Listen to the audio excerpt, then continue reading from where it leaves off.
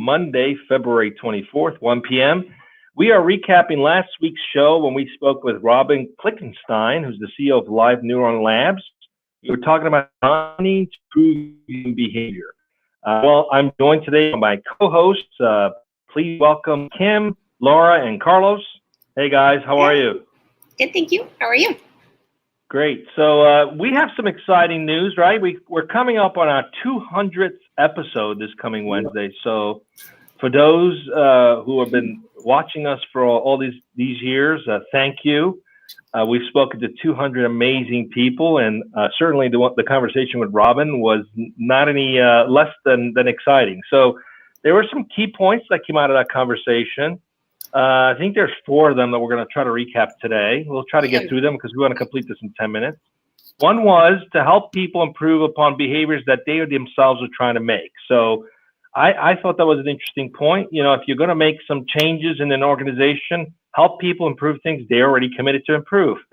And then the importance of being able to have conversations and debates in an organization and be okay with that.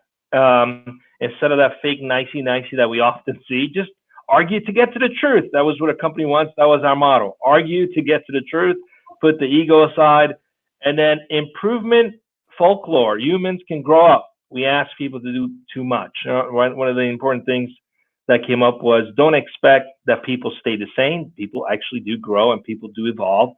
So don't cast people that's dark, because that's not necessarily true. And lastly, test again, meaning don't be afraid to experiment. Which one of these stood out for you guys the most? I want to comment on, guys. Well, for me, I think they all kind of stood out. I mean, this idea of what we talk about a lot here in our show, this command and control versus the self-managed freedom in the workplace. And when I was thinking, like, okay, so we want to improve upon human behavior. What's the perception of that improvement?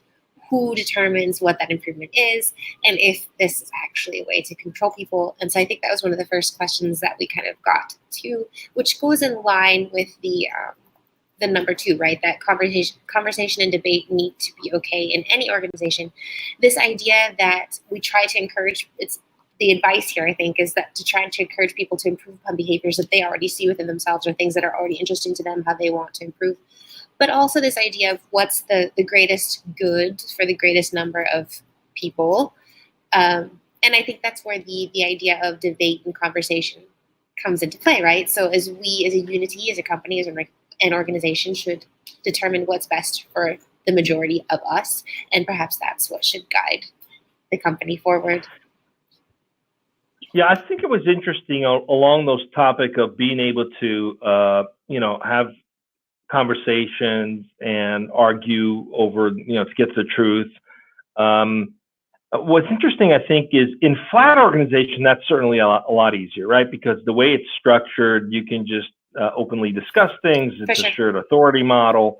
But in the more traditional sort of command and control structure, it comes down to the quality of the leader, right? If the leader is willing to be vulnerable and is okay to be challenged and then likes to people that will say, why are you doing it this way? That's not going to work. If they welcome that, then that creates the kind of vulnerability that welcomes everybody else to openly discuss and argue when necessary to get to the truth. What do you guys think about that? I mean, we take it for granted in Nearshop because we have such an open culture and we're flat by nature, so we don't have these issues. No one's trying to impress anyone, so we just speak our truth and we're all interested in the well-being of everybody else. That's just the culture we've created. But in traditional companies that haven't gotten there, that's a big challenge. And what do you guys thought was an interesting point that Robin made on how folks can maybe make that shift? And why should they make that shift? Well, here's something that I grabbed from Robin's point, is that specifically, helping people improve upon their behaviors when they're trying to make a change, and how companies should support that initiative or that idea. However, I think it's challenging because sometimes there should be a sort of a feedback process involved, because a lot of people actually need changes, but sometimes they might not even be aware of them, what they need to change. So it's a reverse situation. I mean, a lot of people are not aware that they need to make change in their behaviors. So how we're going to go about doing that? How we're going about making them aware of what Right. needs to change? I think that's the challenging part. I think that goes in line with this idea of the folklore he was talking about. And actually, I think my take was quite opposite of what I understood you saying at the beginning of today's recap, Tulio. What I believe Robin was saying about this idea that it's a myth that humans can actually grow up, because he was talking about the cognitive frontal lobe and then like the subconsciousness, and he brought in this idea of the 4 F's, right, which was the fight, flight, feed, and fornicate, and how a lot of times this is actually that this cognitive element is really new, and it's almost always our human behavior to default to one of those 4s, and so that there's this human battle, right, of what our logic tells us versus what our nature tells us, and this idea that we often expect too much of people, right? We expect them to remember too much. We expect them to all of these other kind of expectations, and I think that goes back in this idea of how important feedback is. Carlos, I think that was really insightful for you on your part. That if it's our nature to default to the subconscious, then collectively maybe we can use our consciousness to help each other tap more into our cognitive selves. Yeah, and the intentionality.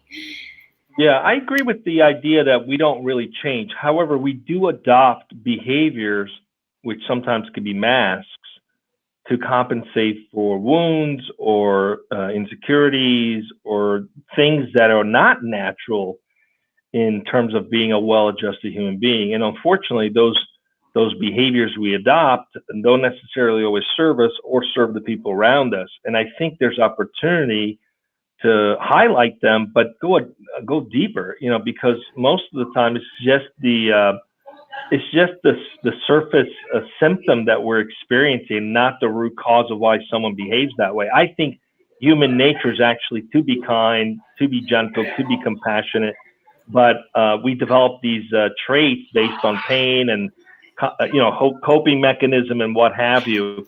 And I would be interested how you can actually influence an entire organization to when those kinds of things take place. Because I've seen, they're like little diseases that come up in companies where, it just kind of becomes like a way of doing things, right? Everybody operates that way.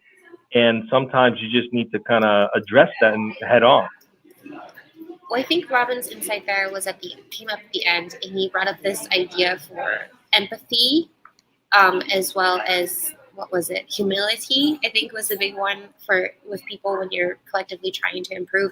And this idea that it needs to be, obviously, like in the title, designed. It needs to be some type of, systematic element to it. And he talks about the idea of having to test, right? To basically look for why your theory is wrong. And this idea of test again, and always kind of doing this iteration, I guess, of what our theory is, where we want to push forward, how are we doing, and are we doing it correctly? And always be willing to be humble and do things differently if you have to. Yeah, I really like the idea of testing and trying different things, as long as it's a part of the culture in an organization, right? Because sometimes we have too much going on, and change creates stress, right? People are just like, I just got used to this process, now you want to introduce something else. I've got too many plates spinning that I need to manage. Just leave it the way it is, even if it's not perfect.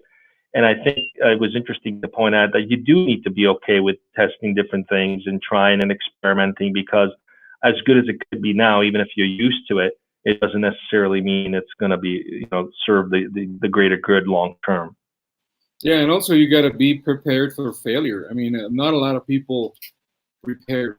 I mean, eventually something best.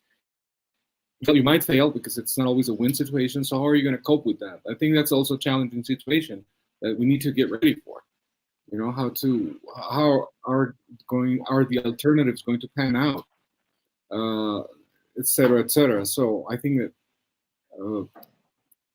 that's the trick of the testing, from my standpoint. So. Well, guys, we've already come to the end of our 10-minute recap today. Laura, you've been quiet, so why don't you close it for us? What's your take? Well, I'm sorry, guys. Something that I really agree on is that we might not grow up, but as Julio said, we adapt, we learn, and I think that's kind of the important thing right here, right? And so we cannot battle with our human nature, but we certainly can adapt and learn from any feedback we get from our teammates or company, and to be like in a better place, right? Good. Thank you. All right, guys. And that's a wrap. Thanks, That's guys. a wrap. See you Wednesday. Bye. Bye. How about? Wait a minute. Should we mention what's coming on? Oh yeah, what's coming up Wednesday? See, I got very concerned with being on time that I totally forgot about announcing what's coming up on Wednesday. Yeah, well, on this Wednesday at 1 p.m. Pacific, we are going to be speaking with Erin Kopp.